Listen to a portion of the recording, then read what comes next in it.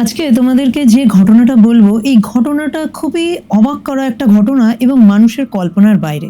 কল্পনার বাইরে এই কারণ আমরা বিভিন্ন জিনিস কেনাকাটা করতে বিভিন্ন শপিং মলে বা বিভিন্ন দোকানে গিয়ে থাকি।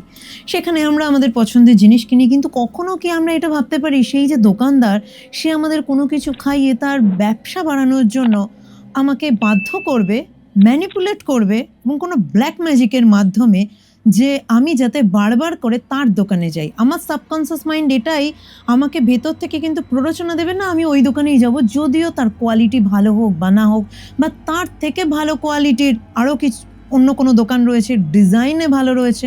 তো এই জিনিসটা কি কখনো হতে পারে? কিন্তু হতে পারে। ব্ল্যাক ম্যাজিকে সব কিছু কিন্তু সম্ভব। আমার কাছে এরকমই একটা ক্লায়েন্ট এসেছিল আজ থেকে ধরো 4 মাস আগে।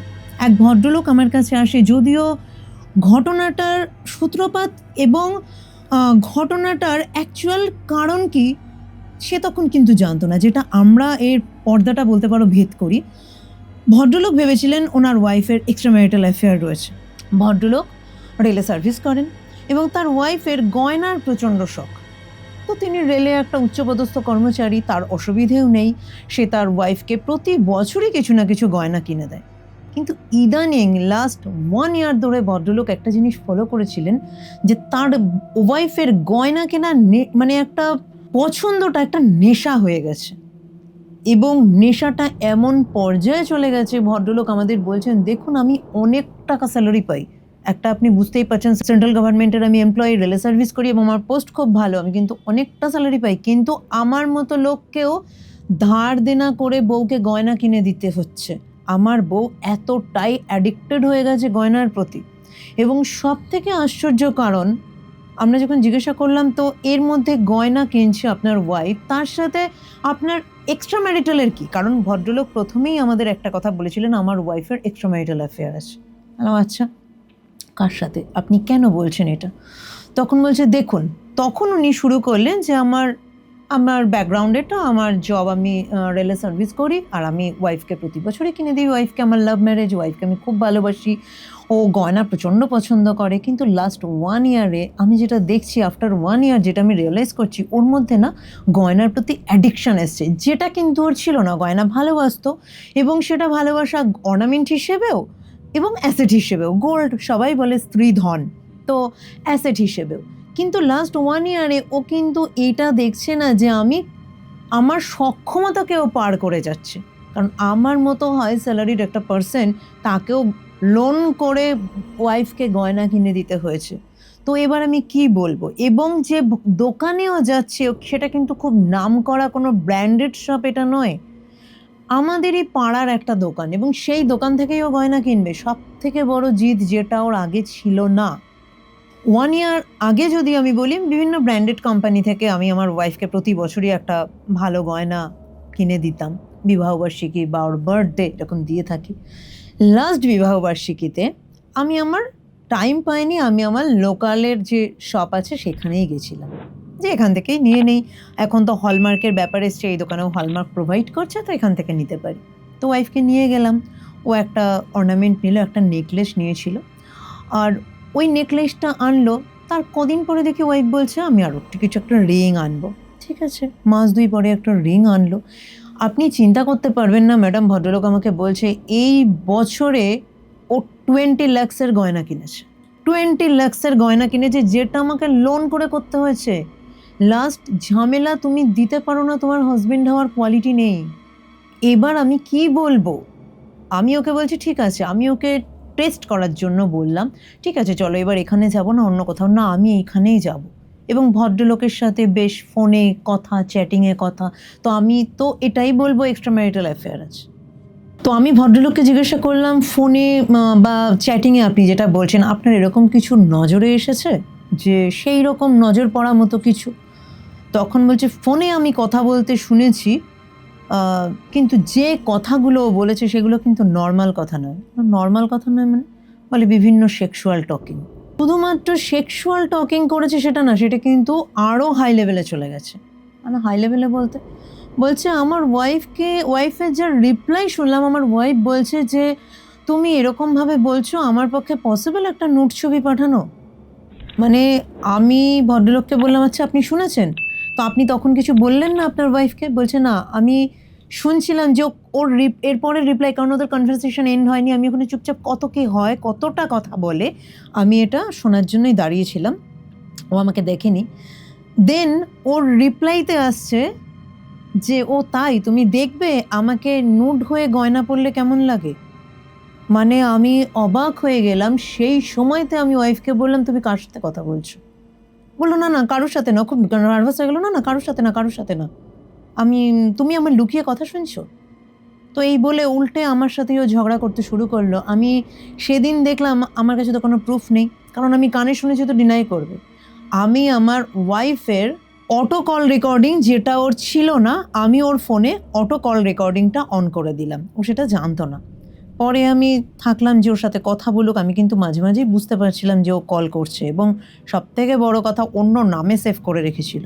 কিন্তু নাম্বারটা আমি ওই নাম থেকে সেভ, মানে নাম্বারটা দেখে আমি বুঝেছিলাম যে ওটা ওই দোকানদারের নাম্বার। তো আমি অটো কল রেকর্ডিংটা যখন করে দিলাম, পরে আমি কল রেকর্ডিং, এবং সেই কল রেকর্ডিং উনি আমাদের পাঠিয়েছিলেন, যেখানে রয়েছে উনি নুট চাইছেন। উনি কিন্তু কোনো রকম সেক্সুয়াল রিলেশন করেননি, ঠিক আছে, কিন্তু নুট ছবি নিয়েছেন ওনার ওয়াইফের, ঠিক আছে। এবং উনি কি করছেন, ওই যে গয়নাগুলো বানিয়েছে, অনেক নেকলেস, অনেক রকমের সীতাহার হয়, অনেক রকমের হার হয়, আমিও অত শত হারের নাম জানি না। তো ও ওই মানে বউটিকে, ওনার বউকে ওই দোকানদার মানে বাধ্য করতো যে না আমাকে প্লিজ পাঠাও, তোমার জন্য এর পরে কোন গয়নাটা ভালো লাগবে আমি বলবো, তুমি পুরো নুড হয়ে সমস্ত গয়না পরে আমাকে ছবি পাঠাবে। এবং আমার ওয়াইফকে আমি দেখেছি, ওর হোয়াটসঅ্যাপটাকে আমি হ্যাক করেছি, এবং ওখান থেকে আমি দেখেছি ও কিন্তু এই ধরনের ছবি পাঠিয়েছে, এবং সেখানেও সাজেস্ট করছে এরপরে তুমি এই গয়নাটা নাও। আমি বানানো শুরু করে দিলাম, তোমাকে কিন্তু নিতেই হবে, ঠিক আছে। তখন বলছে দেখো আমার হাজব্যান্ড না আর দেবে না। ঠিক আছে, তোমার জন্য তো আমি ডিসকাউন্ট রাখি, তুমি নাও। ঠিক দেখলাম যেদিন এই কথাটা হলো তার ঠিক পরের দিন থেকে শোনো না আমার এই গয়নাটা ভীষণ পছন্দ, এবং এটা কিন্তু এই রিসেন্ট ঘটনা। এবার আমি ভদ্রলোককে বললাম, তো ভদ্রলোক বলছে বলুন এটা আমি এক্সট্রা ম্যারিটাল ছাড়া আর কি বলবো, এটা তো আমার ওয়াইফের সাথেও সম্পর্ক হয়েছে। আমি বললাম আচ্ছা ওরা কি মিট করে কখনো ফিজিক্যাল রিলেশন? বলছে এটা আমি দেখিনি, এটা আমি দেখিনি যে ওরা কোথাও মিট করছে বা কোনো ফিজিক্যালি ওরা ইনভলভ হয়েছে ডিরেক্ট, এটা আমি দেখিনি, কিন্তু এই চ্যাটিংটা কিন্তু আমার নজরে এসেছে। আমি শুধু ভদ্রলোককে বললাম যেটা আপনি ভাবছেন এর বাইরেও কিন্তু অন্য কিছু হতে পারে, আমি আপনার সাথে ডিটেলসে কথা বলবো। ওনার ওয়াইফের ছবি চাইলাম আর ওনারও ছবি চাইলাম। আমি বললাম এরপরে আপনি আমাকে এটা বলুন প্রথম কবে গিয়েছিলেন ওই দোকানে, এবং এমন কিছু স্পেশাল কোনো আতিথেয়তা কি ওই দোকান থেকে পেয়েছিলেন যেটা আগে কোনো দোকান থেকে পাননি, বা ওই দোকানে আপনি স্পেশালি আতিথেয়তাটা পেয়েছেন অন্য কেউ পায়নি। আমি ভদ্রলোককে যখন জিজ্ঞাসা করলাম, ভদ্রলোক বলল দেখুন এই ব্যাপারটা তো আমি অতটা নজরে আনিনি, প্রথমবার আমি গেছি, আর আমার পাড়াতে না, আমি যেহেতু একটা ভালো সার্ভিস করি, আমার ফ্যামিলি খুব সম্ভ্রান্ত পরিবার আমার, তো সবাই একটা রেসপেক্টের চোখে দেখে।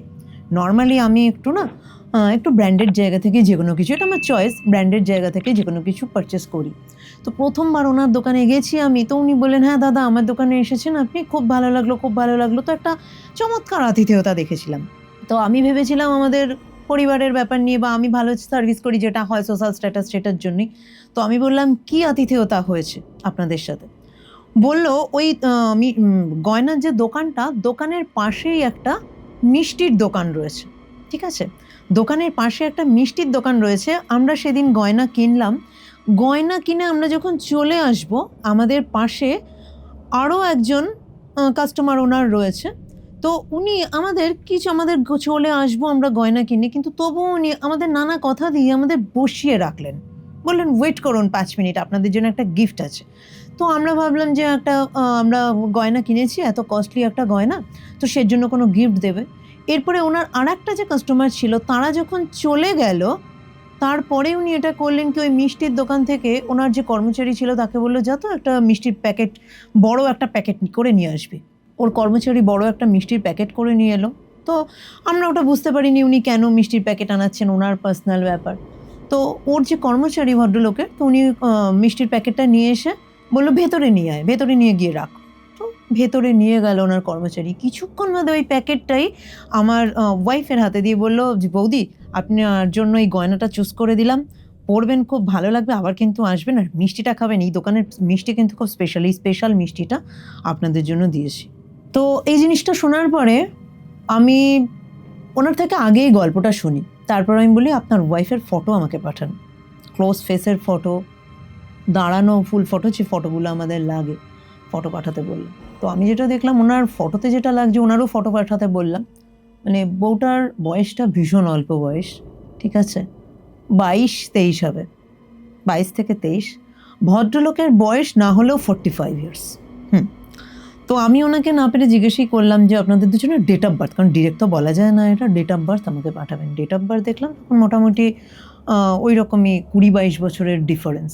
এবং ভদ্রলোককে তখন আমি জিজ্ঞাসা করলাম যে, "কিছু মনে করবেন না, আমি আপনাকে একটা কোয়েশ্চেন করব?" তখন বলল, "হ্যাঁ, করুন।"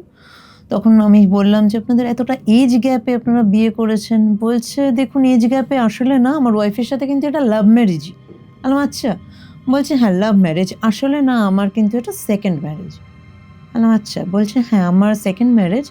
আমার ফার্স্ট ম্যারেজটা টেকেনি, ডিভোর্স হয়ে গেছে। আর সেকেন্ড", আমি বললাম, "এটা এখানে সম্বন্ধ মানে কীভাবে আপনাদের রিলেশন হলো বা কিছু?" বলছে, "আমার যেখানে প্রথম শ্বশুরবাড়ি ছিল তার কাছাকাছি এই মেয়েটির বাড়ি। তো এই মেয়েটি আমাকে চিনতো। অ্যাকচুয়ালি এই মেয়েটির বাবার সাথে বলতে গেলে আমার একটা, ওর বাবা আমার এজের থেকে অনেক বড়, কিন্তু একটা পরিচয় ছিল। তো মেয়েটির বাড়িতে আমার যাতায়াত ছিল, ঠিক আছে? মেয়েটির বাড়িতে যাতায়াত ছিল এবং মেয়েটার অবস্থা সেরকম ভালো না, ওরা একটু গরিব ঘরেরই। তো আমার যখন এই ডিভোর্সটা হয়ে গেল তখন ওর বাবাই একদিন বলল যে, "তোমার তো ডিভোর্স হয়ে গেছে, আমার মেয়ের জন্য ছেলে খুঁজছি, তো আমার মেয়েকে বিয়ে করবে?" তো আমি বললাম, "ওকে আমি ছোটোবেলা থেকে দেখেছি, ওকে কি বিয়ে করবো? আমার থেকে এত ছোট?"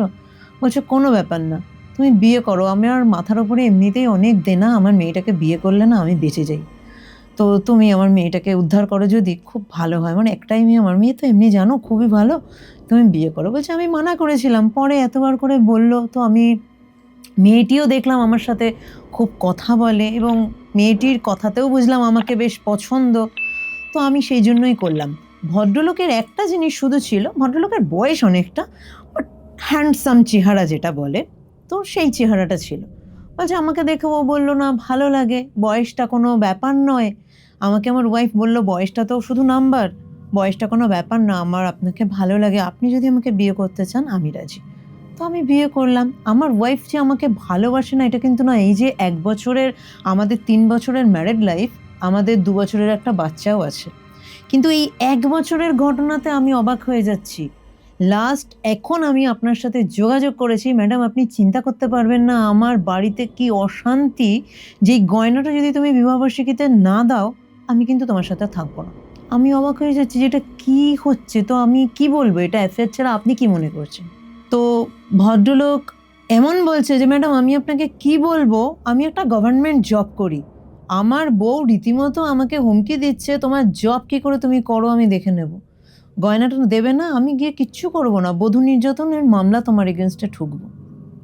তুমি দেখবো তখন চাকরি কি করে করো। তোমার চাকরির খুব দেমাক না?" আমার ওয়াইফ কিন্তু এরকম ছিল না। ও কেন এটা হলো? আমি তখন, এমনিতেও আমরা যখন কারো ফটো রিড করি, আমাদের কিন্তু রিড করার কিছু প্রসেস আছে। ঠিক আছে? কিছু মেডিটেশন আছে, স্পেশাল মেডিটেশন আছে। ফটোর দিকে আমরা কনসেনট্রেট করে যে স্পেশাল মেডিটেশনটা করি, যেখানে কিন্তু আমরা বুঝতে পারি কোনো মানুষের উপরে ব্ল্যাক ম্যাজিক করা হয়েছে কিনা, এবং আরও ডিপ কনসেনট্রেট করে যখন মেডিটেশন করি, সেই মেডিটেশনে আমরা জানতে পারি কী ধরনের মানে ব্ল্যাক ম্যাজিক করা হয়েছে। তাকে কিছু খাইয়ে করা হয়েছে, নাকি তার ফটো নিয়ে করা হয়েছে, তার জামা কাপড়ে করা হয়েছে, নাকি তাকে সেক্সুয়ালি ইউজ করে ব্ল্যাক ম্যাজিক করা হয়েছে। ঠিক আছে? তো আমি তখন ভদ্রলোককে বললাম, "আপনার ওয়াইফকে কিছু খাইয়ে এখানে বশীকরণ করা হয়েছে?" বলল, "মানে?" বললাম, "হ্যাঁ।" "আপনারা কতবার এই 1 বছরে এই দোকানে গেছেন?" তখন বলল, "এই 1 বছরে অন্তত 6-7 বার গয়না কিনেছে আমার ওয়াইফ। রিং, নেকলেস, ব্রেসলেট, চূড়, অনেক রকমের কিছু কিনেছে। ওর যে চূড় আছে আবারও অন্য ডিজাইনের চূড় কিনেছে।" আমি বলছি, "প্রতিবারই কি মিষ্টির প্যাকেট দিয়েছে?" বলছে, "হ্যাঁ, আপনি এটা তো ঠিক বলেছেন। প্রতিবারই একটা করে মিষ্টির প্যাকেট দিত, এবং সবথেকে আশ্চর্য, মিষ্টির প্যাকেটটা দোকান থেকে এনে কিন্তু ডিরেক্ট আমার হাতে দিত না। ওদের ভেতরের ঘরে নিয়ে যেত, কিছুক্ষণ বাদে ভদ্রলোক নিয়ে আসতো।" এবং তার উপরে একটা কেশর, ওই কালাকাঁদ মিষ্টি যেটা বলে, ওর উপরে কালাকাঁদ নর্মালি আমরা খাই কি সিম্পল কালাকাঁদ হয়, তার উপরে দেখতাম কেশর কেশর ছড়ানো রয়েছে। এটাই হচ্ছে ভদ্রলোকের কাছে কিছু করা ছিল এই কেশরের মাধ্যমে, মিষ্টির ওপরে ওটা ছড়ানো হতো এবং ভদ্রলোক ভেতরে এই কারণেই নিয়ে যেতেন এবং আপনারকে এটা দিতেন এবং জানতেন আপনার ওয়াইফ বাচ্চা। এবং প্রতিবার আরও একটা জিনিস ভদ্রলোক বলে, আমার ওয়াইফের হাতেই মিষ্টিটা দিত এবং আমার ওয়াইফ এসে বাড়িতে যেন ওই মিষ্টি গুগড়াসে খেত। এবং সব থেকে বড় কথা, আমি বাইরের জিনিস না খাই না। আমি ওয়াইফকে বলতাম যে তুমি ওই কে কী মিষ্টি দিল তুমি খাচ্ছ? আমার ওয়াইফ বলতো তুমি বয়স্ক বুড়ো তো, তোমার যত বুড়োদের চিন্তা ভাবনা। কি বলবো, আমি কিছু বলতাম না, ঠিক আছে বাচ্চা মানুষ খাচ্ছে, খাক, ও কালাকাত খেতে ভালোবাসে, দিয়েছে। ও বলতে গেলে না ওই সব খেত, কাকে কি দিত আমি জানি না, বাড়িতে যারা হেল্পিং হ্যান্ড আছে ওর তাদেরকে কি দিত আমি জানি না, আমি কখনো খাইনি, ওই খেত। তাহলে আপনি কি বলছেন এটা? আমাকে তখন ভদ্রলোক বলেন যে ওই মিষ্টির মধ্যে দিয়েই উনি বশীকরণ করেছে, আপনার ওয়াইফকে দিয়ে ওনার ব্যবসা বাড়িয়েছেন, আর কিচ্ছু করেননি। এখানে কোনো সম্পর্ক নয়। আপনি দুদিন যাক, আপনার ওয়াইফ যদি গয়না কেনা বন্ধ করে দেখবেন থ্রেট দিচ্ছে ওই ছবিগুলো নিয়ে। বলছে মানে? আল্লাহ হ্যাঁ, এই জন্যই উনি বশীকরণ করেছেন। এবং উনি জানেন বশীকরণের, দেখুন একটা কিছু বশীকরণ হয় পার্মানেন্ট, কিছু বশীকরণ কেটেও যেতে পারে। ওনার কিন্তু এটা জানা নেই আপনি কোথাও যাচ্ছেন বা কোনো প্রতিকার করছেন কিনা, কোনোভাবে কেটে যাচ্ছে কিনা সেটা। তাই জন্য উনি ছবিগুলো এইভাবে নিচ্ছেন। এবং এরপরে কিন্তু আপনি ওয়েট করুন, 1 মাস ওয়েট করুন, এই গয়নাটা আপনি ওয়াইফকে কিনে দেবেন না। আপনার ওয়াইফ ডিভোর্স করবে না, আমি বলছি ডিভোর্স করবে না, ঠিক আছে? আপনার সাথে আপনার ওয়াইফের তো বিচ্ছেদ এখানে করানো হয়নি, তাই ডিভোর্সও করবে না। ও কোথাও যাবে না, আপনি গয়না কিনে দেবেন না, আপনি 2 দিন ওয়েট করুন তো। ভদ্রলোক বলল ঠিক আছে আমি দেখি। সব থেকে আশ্চর্য, 1 মাসও যায়নি, 15 দিন ভদ্রলোকের কাছে বউটি অর্ডার দিয়ে রেখেছিল যে আমি এই গয়নাটা বানাবো। ভদ্রলোক শেষের দিকে এমন হয়েছিল যে আগে অ্যাডভান্স পেমেন্ট না নিয়েও গয়না বানিয়ে দিত, ঠিক আছে, জানে ও তো নিতে আসবেই। ভদ্রলোক এইবারও হয়তো সেরকম কিছু করেছিল। 15 দিন 20 দিন কেটে গেছে। ভদ্রলোকের ওয়াইফকে গিয়ে বলে দিয়েছে দেখো আমি পারবো না, তুমি যেতে হলে যাও, ঠিক আছে? এবং আমরা আরেকটা জিনিস বলেছিলাম, ওর বাড়িতে একটু ইনফর্ম করে দিন ওর বাবাকে বলে দিয়েছে। ওর বাবা ওখান থেকে ওকে খুব বকাবকি করেছে যে তুমি যেখানে আছো ওখানেই থাকবে, আমি যেন ওখান থেকে একদম তোমাকে বেরোতে না দেখি, তুমি এত ভালো বর পেয়েছো, তুমি এখন মজা করছো। তো ওর বাড়ি থেকে বকাবকি করে এবং আমরাও বলে দিয়েছি কোনো ডিভোর্স করবে না, আপনি গয়নাটা দেবেন না। তো গজগজ করেছে। ভদ্রলোক যেটা বলে যে আমি দিইনি, ও কিন্তু খুব ঝামেলা করছে। বলছি করুক, কিছু না, আপনি একটু ওয়েট করুন, দেখবেন 2 দিন বাদে আপনার ওয়াইফ আপনার কাছেই স্যারেন্ডার করবে। 2 দিন যায়। ভদ্রলোক তো বলেছিলাম যে ও যখনই ফোন করে একটু আপনি খেয়াল করবেন, রাতের দিকে অনেক ফোন আসতো, খেয়াল করে যে কি বলে। বলছে একদিন ব্যালকনিতে চলে যায় রাত্রিবেলা, বউটার ফোন আসে, ওই লোকটারই ফোন আসে, ব্যালকনিতে চলে যায় এবং তখন বউটা কাঁদছে যে আপনি আমার সাথে প্লিজ এরকম করবেন না, আপনি আমার সাথে এরকম করবেন না, আপনি এরকম করবেন না, কাঁদছে। তারপর ওর হাজব্যান্ড গিয়ে বলে কি হয়েছে? বলছে না কিছু হয়নি। বলছে কার সাথে তুমি কি কথা বলছো? বলছে না তুমি কি লুকিয়ে ফোন করছো, আমার কথা শুনছো? সবদিনও ঝামেলা করে। আমাদের ভদ্রলোক জানায় মেসেজ করে যে হয়েছে, যে ওয়েট করুন আবারও ফোন করবে। আবারও করেছে সেকেন্ডে, যে তুমি আমার ফটোগুলো কি এই জন্যই চাইতে, তুমি আমার ফটো এই জন্যই চাইতে বলে বউটা কান্নাকাটি করেছে। সেকেন্ডের কথা এটা। তখন লোকটা বলেছে তুমি আজকে যদি না বলো আমি কিন্তু তোমার বাড়ির লোককে ডাকবো, তোমার বাবাকে ডাকবো, বলো কি হয়েছে। তখন বউটা স্বীকার করেছে যে এই জিনিস, এবং লোকটা যেগুলো আমাদের আগেই বলেছে যে এই জিনিস হয়েছে এবং আজকেও আমাকে ব্ল্যাকমেল করছে। ভদ্রলোক আমাকে বলে, আমি বললাম কী বলেছিলাম? এই ফটোগুলো এই কারণেই নিয়ে রেখেছে যে ব্ল্যাকমেল করবে। তারপরে বলছে আমি, ভদ্রলোক তারপর বলছে যে আমি গিয়ে কিন্তু, মানে খারাপ ভাষায় বলছে আমি গিয়ে কিন্তু মানে কেলিয়ে দেবো, এইরকম ওয়ার্ড। আমি বলছি না কিচ্ছু করতে হবে না, এবার যা করার আপনি করবো, আপনি যেটা কেলিয়ে দিলে কিছু লাভ হবে না, আলটিমেট কোনো লাভ হবে না। আপনার ওয়াইফ কিন্তু বশীকরণ যে কাজটা করেছে না ওনার ব্যবসার জন্য, ব্যাড এফেক্টটা কিন্তু আপনার ওয়াইফের মধ্যে থেকে যাবে, তো আলটিমেট আমাকে কাটাতে হবে। কিন্তু এখানে আপনি আরেকবার যাবেন ওই দোকানে, ঠিক আছে, গয়নাটা কিনুন, যান আর একটা গয়না আপনি কিনে নিন, এবার খুব ভালো ব্যবহার করবেন। আপনার ওয়াইফকেই বলুন আরেকবার ফোন করে নিতে, না আমরা আসছি গয়নাটা নেব। হাজব্যান্ড রাজি হয়ে গেছে, আর একটা মিষ্টির প্যাকেট নিয়ে আসুন, খুব ভালো ব্যবহার করুন। গেছে, গিয়ে বলেছে না না আমি মানা করেছিলাম, আপনার দোকানের গয়নাটা তো ডিজাইন সুন্দর, ও তো মানে খুব ভালো ভালো কথা বলেছে। আমার বউ তো আপনার দোকান থেকে মানে কি বলবো, আমার জানেন কত কিনলাম বলুন, কত বিজনেস দিলাম আপনাকে, এসব বলছে। হ্যাঁ হ্যাঁ, আপনি তো খুব ভালো, সত্যি। তখন ভদ্রলোক গল্প করেছে ওই দোকানদার, হ্যাঁ আপনি যা কিনেছেন, সত্যি বলতে এতদিন আমি এই পাড়ায় ব্যবসা, আপনার মতো তো কেউ কেনেনি। এবং সেদিনও একটা মিষ্টির প্যাকেট দিয়েছে। ভদ্রলোক এসে আমাকে বললো, আমি বললাম ওই মিষ্টির প্যাকেটটা খাবেন তো? নাই অবশ্য, যেমন করে হোক মিষ্টির প্যাকেটটা আমাকে পাঠান। এবং ওয়াইফের সাথে প্ল্যান করেই এটা করেছিল। ওর ওয়াইফের সাথেও পরবর্তীকালে আমি কথা বলেছি, তো ওর ওয়াইফ পরে এটা রিয়েলাইজ করছিল যে হ্যাঁ, আমি না অদ্ভুতভাবে এই মিষ্টি খাওয়ার পরে আমি জানি না কেন আমার এত নেশা হয়ে যাচ্ছে, এটা হয়ে যাচ্ছে কিন্তু আমি পারছি না। আমি গয়নার জন্য যেন আমার পাগলের মতো লাগছে, আমি এটা কিনবই। তারপরে ওই মিষ্টির প্যাকেটটা আমি বলি আমাকে পাঠান, এটার ওপরে কাজ হবে। তো আমরা এক্ষেত্রে যে কাজটা করেছিলাম, একটা পেন্টাগ্রাম, আমাদের তো যে কোনো কাজেই ম্যাক্সিমাম কাজে পেন্টাগ্রাম থাকে। এখানে যে কাজটা করতে হবে, এই বশীকরণটাকে কাটাতে হবে এবং মেয়েটি যাতে কোনো এফেক্ট না হয় পরবর্তীকালে, বা এই যে কাজটা ওর ওপরে করা হয়েছে যাতে ব্যাডলি এফেক্ট কিছু ওর ওপরে না আসে, সেই কাজটা করতে হবে, ওকে প্রোটেকশন দিতে হবে। তো এক্ষেত্রে পেন্টাগ্রামের ওপরে আমরা কাজটা করেছিলাম, ওই মিষ্টির ওপর রেখে, মিষ্টিটার উপরে পেন্টাগ্রামের ওপরে একটা কালো কাপড় রাখা হয় এবং তার উপরে মিষ্টি রাখা হয়। মিষ্টিটা ওই কালাকাতের চারদিক দিয়ে পিন ফোটাই আমরা, ঠিক আছে? ছোট ছোট যে আলপিন হয়, আলপিন ফোটাই। এবং স্যাক্রিফাইস তো আমাদের প্রত্যেকটা কাজেই লাগে, স্যাক্রিফাইস দেওয়া হয়েছিল। মোড়ক স্যাক্রিফাইস সবসময় আমরা ম্যাক্সিমাম মোড়ক স্যাক্রিফাইসই দিই, তো 2টো মোড়ক স্যাক্রিফাইস এক্ষেত্রেও আমাদের লেগেছে। এবং সেই মিষ্টিটা যখন রিচুয়াল হয়, রিচুয়াল হয়ে যাওয়ার পরে একটা বোয়াল মাচানা হয় এবং একটা কালো কাপড়ে, ওই যে সন্দেশ কালাকাতটা ছিল, কালো কাপড়ে মুড়ে ওই বোয়াল মাছটার পেটটা কেটে তার মধ্যে মিষ্টিটাকে পুড়ে দেওয়া হয় এবং পুড়ে কালো কাপড়ে বেঁধে আমরা ভদ্রলোককেই পরের দিন সকালে বলি, আপনি এই মাছটা নিয়ে যান। মাছটা নিয়ে গিয়ে আপনাকে এমন কোনো পুকুর খুঁজতে হবে যে পুকুরে কেউ স্নান করে না এবং পাশে বাঁশ গাছ আছে। জিজ্ঞাসা করে নিয়েছিলাম আগে যে আপনার কাছাকাছি কি আছে এরকম। কারণ একটা কাজের দেখো আমাদের অনেক প্রসেস থাকে, একটা কাজের, একটা ব্ল্যাক ম্যাজিক কাটানোর অনেক রকম। তো এক এক সময় হয় কি, 500 রকমের কাজের মধ্যেও আমাদের না এটা চুজ করি আমরা, এবং এই চুজিংটা কিন্তু আমরা নিজেরা চুজ করি এটা না, এটা আমাদের ইনটিউশনে আসে যে এই ক্লায়েন্টের জন্য এই কাজটা করব। কিন্তু তার জন্য কিছু সরঞ্জাম প্রয়োজন হয় বা সেই এনভায়রনমেন্ট দরকার হয় যে আমি একটা রেমেডি তাকে দিচ্ছি, সে সেটা অ্যাপ্লাই করতে পারবে কিনা। তো ভদ্রলোককে জিজ্ঞাসা করলাম, এরকম কোনো পুকুর কাছে বাঁশঝাড় আছে, এরকম আছে আপনার কাছাকাছি? বললো হ্যাঁ, আমার বাড়ি থেকে 1 কিলোমিটার দূরে আছে। বলছি তাহলে আমি একটা জিনিস দেবো, আপনি ওখানে রাখতে পারবেন? বললাম হ্যাঁ পারবো। ভদ্রলোককে এই বোয়াল মাছটা দিলাম, ওই পেটে মিষ্টি ঢোকানো যে মিষ্টিতে আমরা কাজটা করেছিলাম। ভদ্রলোককে বলেছিলাম যে ওই পুকুরের পাড়ে গিয়ে আপনি মাছটাকে রেখে দেবেন, ঠিক আছে? মাছটা গিয়ে রেখে দেবেন।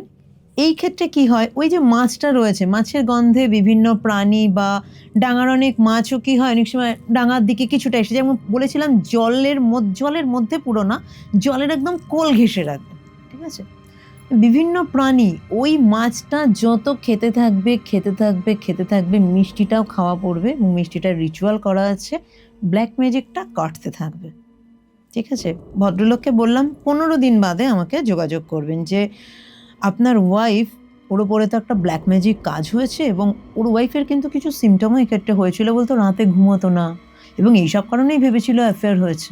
তারপরে ওর যেটা হয়েছিল, সেক্স অ্যাডিকশন প্রচণ্ড বেড়ে গেছিলো, সেক্সুয়াল অ্যাডিকশন, এবং ওর হাজব্যান্ড কোনোভাবেই যেন সেটা স্যাটিসফাই করতে পারতো না। এইসব কারণেই ওনার মনে হয়েছিল যে এক্সট্রা ম্যারিটাল অ্যাফেয়ার ওই ভদ্রলোকের সাথে। কারণ ওই ভদ্রলোক আবার ইয়ং ছিল, বেশি মানে ও, এই মেয়েটির 22 বছর বয়স, 22-23 এরকম, আর ওনার বয়স এই 32-33, ওই দোকানদারের বয়স। তো মেয়েটির সেক্সুয়াল অ্যাডিকশন প্রচণ্ড বেড়ে গেছিলো। তো আমি ভদ্রলোককে বলি 15 দিন আপনি দেখবেন কি চেঞ্জেস আসছে। তখন বলে এখন ওয়াইফ না, 15 দিন বাদে যখন কন্ট্যাক্ট করি, উনিই কন্ট্যাক্ট করেন যে এখন কিন্তু কিছুটা নর্মাল আছে। অ্যাকচুয়ালি ওনার ওয়াইফকে একটা তাবিজ দেওয়ার ব্যাপার রয়েছে, কারণ আমি একটা ব্ল্যাক ম্যাজিক কাটিয়ে দিলাম, আমাকে ফার্দার যাতে ওকে কেউ ব্ল্যাক ম্যাজিক করতে না পারে তার জন্য একটা প্রোটেকশন দেওয়া, না হলে তো ওই ভদ্রলোক আবারও করতে পারে, তো একটা প্রোটেকশন দিতে হবে, কিন্তু আগে ব্ল্যাক ম্যাজিকটা পুরোপুরি ওর থেকে কাটাতে হবে। তো ভদ্রলোককে আমি বলে দিয়েছিলাম যে আমাকে জানাবেন যে ওর মধ্যে কি চেঞ্জেস আসছে, পজিটিভ চেঞ্জেস। তখন বললো ও কিন্তু এখন নর্মাল, রাতে ঘুমটা ওর এখন হচ্ছে আগের থেকে অনেক বেটার, আর সেক্সুয়াল ডিজায়ার যে ব্যাপারটা এখন না আমার সাথে হ্যাপি আছে, যেটাও আগে ছিল। ঠিক আছে, এবার সময় হয়ে গেছে, ও তাবিজটা পড়বে। তাবিজ একটা পাঠিয়ে দিলাম, আমাদের যে প্রতিকারের তাবিজ থাকে, প্রোটেকশনের জন্য। তো পরিয়ে দিলাম, ওকে বললাম, দিন বলে দিলাম, সময় বলে দিলাম, এই সময় ওয়াইফকে বলবেন এটা পরে নিতে, ঠিক হয়ে যাবে। এখানে আপনাদের সকলের জন্য আমার একটা মেসেজ, যখনই আপনারা কোনো দোকানে যাচ্ছেন একটু খেয়াল রাখবেন, যে কোনো জায়গায়, কারো বাড়িতে হতে পারে বা কোনো দোকানে হতে পারে, এমন নয় কিন্তু আপনার কোনো আত্মীয় স্বজন বন্ধু বান্ধবী ব্ল্যাক ম্যাজিক করে।